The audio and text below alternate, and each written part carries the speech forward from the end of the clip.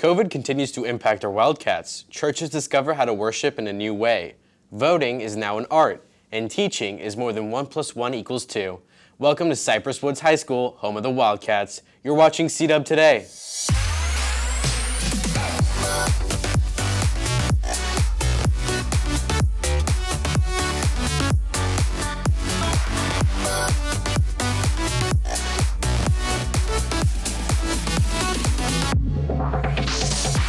Welcome back to another great episode of CDub Today. I'm Jacob Arango with CDub Media, and I hope you've had a spooktacular October. This month, students had the opportunity to move from virtual to in-person learning. Although not an easy choice, the school has made it a safe transition. Jaslyn Bahinez has more to the story.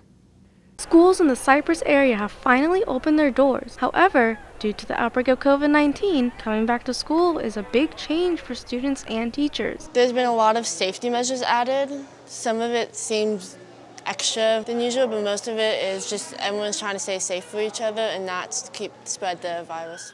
As schools and CFISD go the extra step to make sure there's limited physical contact and exchange amongst the students and staff, some may say, I loved it. I still wanted to come to school no matter what, so it was my decision that I wanted to really come.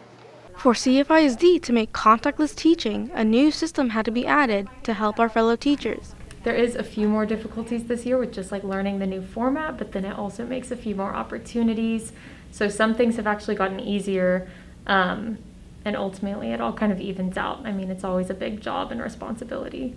While schools continue to implement safety precautions in everyone's work environment, stay safe, social distance, and wear a mask.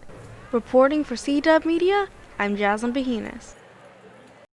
Thanks, Jaslyn. It doesn't look like things are going to be normal anytime soon. In fact, all institutions have had to make changes to weekly routines. Many churches have found the need to modify procedures in order to ensure safety. Take a look. In March of 2020, when the infamous COVID-19 pandemic swept over the world, churches all over the U.S. were one of the many things that were heavily affected by the virus. I've been in ministry for like 30 years, and I've never seen anything like this. I mean, it's just unbelievable. On March the 15th, we were closed for 11 weeks. We reopened on May the 31st, and by God's grace, we've been able to stay open and remain open since. Even now, churches are still recovering from the shutdown. To keep the attendees safe, many of them have implemented a variety of safety procedures on top of the required masks. Every entryway, when people come onto campus, there are hand washing and hand sanitation stations. We've also marked off different signs throughout our building of where people can enter, places where people can't go. We've shut down our water fountains. We've restructured the way we do our services so that we don't have to pass any baskets. We're not handing out any materials. We've reduced our seating capacity in our auditorium to half. And then on the row, we've asked that you include 6 to 8 feet of social distancing. Even with numerous safety measures, preventing the virus from spreading isn't a 100% guarantee. But for many people, attending a church and meeting with a community of fellow Christians is important and worth the minimal risk. We thought it was important to offer something that was as safe as we could make it, but where people could still find in-person community together, because we think people need that encouragement right now, especially those who live by themselves or who are in tough family situations or that kind of thing. Probably the most vital service that the church performs is not just putting on services and liturgies of the church, but providing a sense of home that helps people feel connected to each other and connected to God our Father. Reporting for CDub Media, I am Raiden Bailey. Thanks, Raiden. Politics can be a scary topic for anyone, and with the presidential election happening this November, it has caused a lot of controversy. But regardless of political beliefs, there is one thing we can all agree on: the importance of voting. One group has made it their mission to increase young voter turnout. Ari Gilmore has more to the story. Art inspires people to do many things, even to vote. Voting is beautiful, right? So we have these flowers that are supposed to represent the beauty of voting and like planting the seeds for the future. Statistically, less than 1 in 5 young voters cast a ballot, and the organization March for Our Lives, a gun violence prevention group, is actively trying to change that. Young people don't show up to vote. Historically, we don't show up to vote.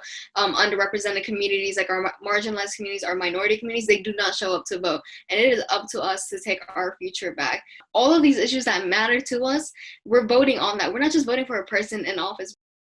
By using floral arrangements as a visual, March for Our Lives hopes to encourage young adults to be the change they wish to see. We can stand up here and we can say things and we can read our speeches. We can do all these things, but artwork, it makes you feel something, right? It evokes this feeling inside of you that gets you inspired. Let your voice be heard. Get out to vote this November. Reporting for CDub Media, this is Ari Gilmore. And now it's time for our monthly segment, Meet the Teach, where we highlight one of our fantastic faculty members. This month, it's Miss Carrie Prieto.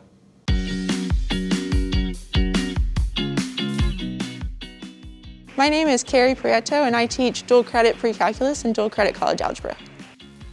I am in room 2018 on the red upside. This is my third year teaching. This is my second year here at Woods. Teaching definitely chose me. I was a grad student at Sam Houston State and one of my professors came up to me and said that you need to teach. So I started teaching at Sam Houston. And then I fell in love with it and I really wanted to help high school kids adjust to college. Last year during COVID, I had to give a dual credit final and it was all online. It was a real transition for all of my students, but all of my students passed. I mean, being a teacher is really rewarding and in ways that you would never expect.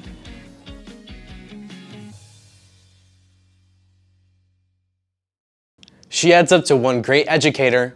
Well, that's it for this episode of CDub Today. Don't forget to give us a follow on Twitter at CWHS_CDub Media and stay updated by subscribing to our YouTube channel. I'm Jacob Arango. Thanks for watching CDub Today as we strive every month to go that extra degree.